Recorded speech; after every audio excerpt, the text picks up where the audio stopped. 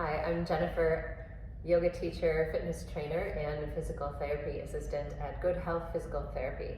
Today I'm going to take you through a short yoga sequence that is safe for those of you who struggle with hypermobility or maybe too much laxity in your joints. Yoga can be tricky for people with hypermobility because there tends to be a lot of emphasis on lengthening out and extending and stretching. And if you do have hypermobility, you want a little bit more energy of drawing in. So I'm going to take you through some more poses or asana used in your more traditional type of yoga class with just a little bit different twist.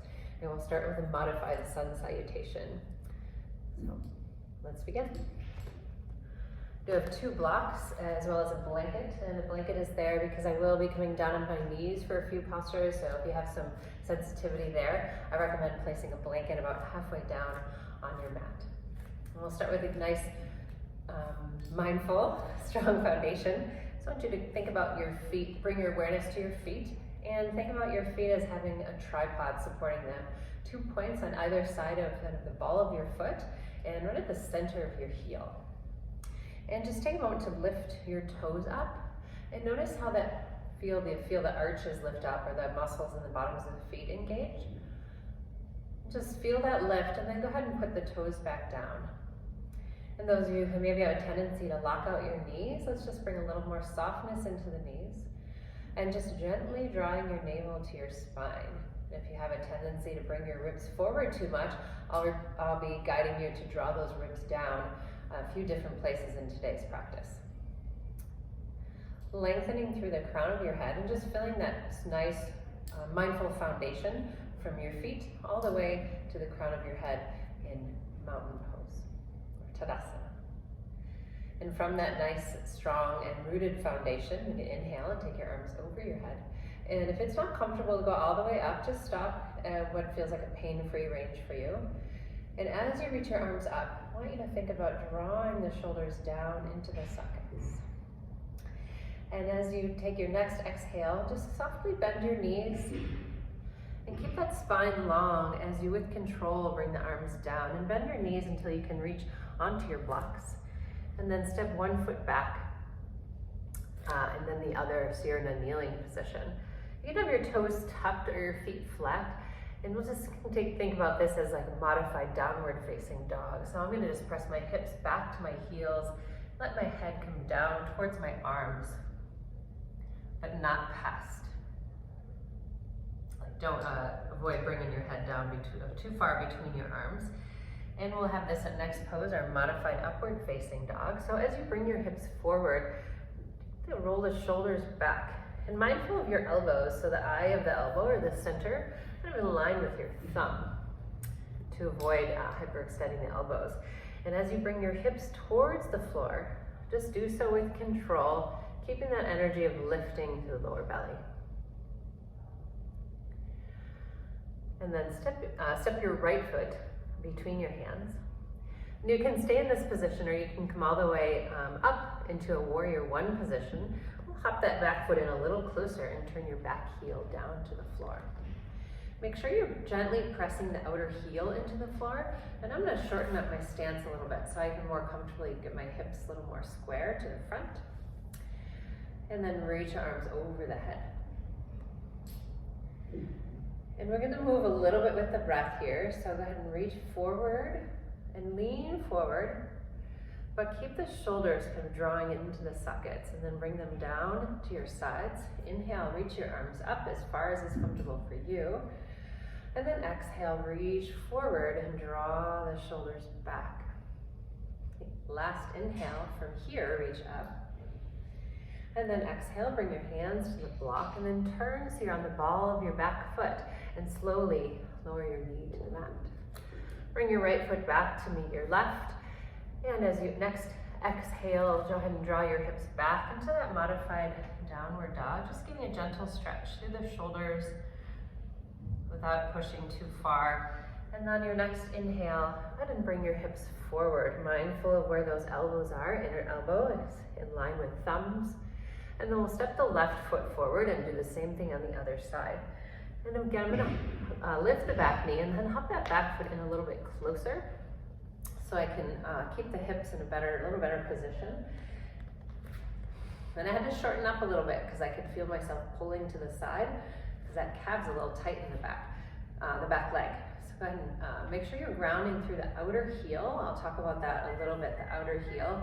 And that's just to keep the foot and the ankle in a better position. And you might even feel the glute area activate on that right side, the back leg. On your next inhale, reach your arms over your head. And as you exhale, reach the arms forward. You draw the shoulders back. And inhale, reach up. And exhale, reach forward as you draw the shoulders back. Last inhale here, reach up. And exhale, bring your hands down. Turn so you're on the ball of your back foot as you slowly bring your right knee to the mat. Bring your left knee back to meet your right. And as you exhale, just let your hips drop back. It's kind of a combo of down dog and child's pose. On your next inhale, shift your hips forward into this modified upward dog. Again, mindful of those elbows positioning, and then keep the belly just gently lifting. And then again, we're gonna step the right foot forward, and this time moving into warrior two. So then ground your outer heel to the mat, just similar to warrior one, and then just bring your torso up and extend both arms. And go ahead and make sure you're drawing your ribs down here, and as you exhale, you can turn your palms up, bring your arms towards your sides, again, keeping the ribs down with no flare. Inhale, extend the arms, but don't reach. Make sure you feel that the shoulders are still drawing, the arms are drawing into the shoulders. And as you exhale, elbows come in. And one more inhale as you extend the arms with control. And as you exhale, bring your hands to the blocks, turn your back foot and softly lower the knee to the mat. Bring your right knee back to meet your left as you draw the hips back towards the heels. And as you inhale, let the hips come forward with control and mindful of where the elbow, don't avoid turning the elbows too far. And then step your left foot forward between the blocks. As you lift your back knee, turn your back foot.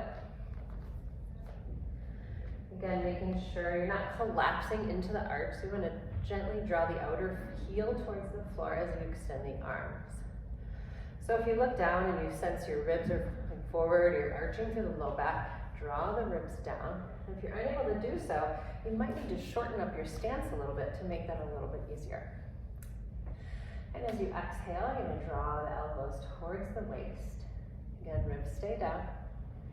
And inhale, reach out. And I sensed my knee was kind of creeping in a little bit, so you want to make sure it stays in line. And you should be able to see your big toe peeking out on the inside. And next, exhale, draw your elbows towards your waist. And inhale, extend the arms. And exhale, bring your hands down to the block as you pivot onto the ball of the back foot and slowly bring the right knee to the mat. Bring your left knee back to meet the right. And on your exhale, let your hips drop back.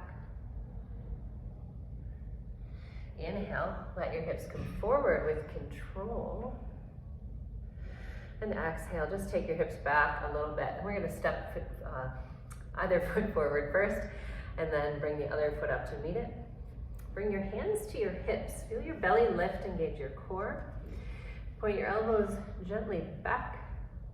Lift your head until you sense your spine is in one straight line. And on your next inhale, stand up. My knees are still bent until I come all the way up to my Tadasana. And let the arms rest at your sides. Come back to your strong foundation that we started with, because we're going to move through all of that again. Just a little bit more fluidly for round two. Feel the tripod of the feet. Feel the knees soften. Gently draw the navel to the spine. Inhale, reach the arms over the head. And exhale, slowly fold, but give a generous bend to the knees, even if it's easy for you to touch the floor. And step one foot back and then the other. Both knees are on the mat. On your exhale, press your hips back. And on your inhale, bring your hips forward. Step your right foot between the blocks. Turn your back foot, ground the heel. Inhale, reach your arms over your head. Exhale, reach your arms forward. Pull the shoulders back. Inhale, circle the arms up. And exhale, bring your hands to the blocks. Turn onto the ball of the back foot and slowly bring in the knee to the mat. And bring the right knee back to meet the left. On your next exhale, drop the hips back. On your inhale, bring the hips forward. Step your left foot between the blocks and hop the back foot forward a bit, ground your heel. Inhale into warrior one. And exhale to reach forward, keeping those shoulders drawing back as you bring the arms down and up once again. As you reach forward, then draw them back to feel that engagement of the shoulders. And take the arms up, last time. And bring your hands down to the mat. Turn onto the back ball of the back foot and slowly lower the knee. Again, on your next exhale, drop the hips back. And inhale, step the right foot forward again. Hop the back foot in just a little closer as you turn the back foot. And bring the arms up into a T for warrior two. And extra emphasis this time on energetically pulling the feet towards each other so we can have that energy of drawing in as you extend the arms. And then on the exhale, pull the elbows towards the waist, drawing the ribs down. Inhale, extend the arms. And exhale, elbows draw in towards the waist. Certainly don't have to touch, just pull them in. Inhale, extend. And exhale, bring your hands down to the block as you pivot onto the ball of the back foot and slowly lower the knee. Bring the right knee back to meet the left. And as you exhale, press your hips back towards your heels. And as you inhale, shift the hips forward and step your left foot forward. Hop the back foot in a little closer as you bring it up and ground the outer heel. Turning and extending the arms. Feel the arm bones hug into the sockets as you energetically draw the feet towards each other. You might feel a little more action along the inner thigh muscles. As you extend the arms, again, ensure that the ribs are drawing down. And as you exhale, turn the palms up and just gently pull the arms towards your waist. Inhale, extending the arms. And exhale, drawing elbows in towards side body. Inhale, extend the arms. And as you exhale, make your way down to the blocks. Both hands, softly lower the knee, moving nice and slowly with control. Bring your left knee back to meet your right. And last time, as you exhale, bring your hips back. And as you inhale, shift your hips forward, mindful of the elbow positioning. And just shift the hips back just a bit to make it more comfortable to stand up. And maybe the other foot steps forward if you don't remember. Just pick one. And step both feet to meet. With your feet at hip distance, just gently lifting at that lower belly, bring your hands to your hips. Elbows point back. Lift your head till you sense your spine is in a straight line, and as you inhale, rise. Exhale, just release your arms to your side, returning to that strong foundation we began in. Finding the tripod of your feet, soften the knees, and just gently draw navel to spine to help drop the ribs. And that's it for today's short modification on a variation on sun salutations. Feel free to go back to the beginning and practice it again if you want a little extra, or just to remind yourself of some of those new cues that can help you stay safe in your yoga and your hypermobile body. I'd love to hear from you, so drop a note in the comments if you have any questions, or if you'd like me to go add in any additional poses to our next practice. Have a great day and be well.